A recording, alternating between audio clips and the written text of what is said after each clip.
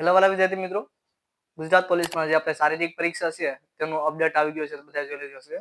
તેમાં આપણે ગ્રાઉન્ડની વાત કરવામાં આવે તો ટોટલ 15 ગ્રાઉન્ડ છે તે ફાળવવામાં આવ્યા છે. તેના નામ અને સરનામું છે તે આ વિડીયોમાં આગળ તમે જોઈ રહેશો. તો ખાસ કરીને ચેનલને સબસ્ક્રાઇબ કરી દેજો અને વિડીયોમાં બના રહેજો.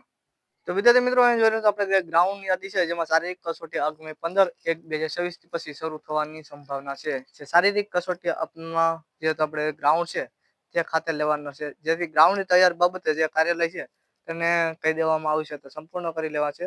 ખાસ કરીને દોડ માટેનો જે ટ્રેક છે તેમાં ખાડા કાંકરા ન હોય તે માટે ઓલરેડી આપણે જે પૂરી વખતે કર્યું છે તે રીતે ટ્રેક છે તે સારું કરી દે.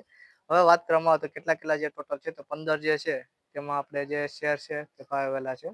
જિલ્લા અમદાવાદ શહેર છે, રાજકોટ શહેર છે, પોલીસ તાલીમ શાળા છે વડોદરા, પોલીસ તાલીમ જુનાગઢ, ગાંધીનગર, મહેસાણા, સાબરકાંઠા, હિંમતનગર છે.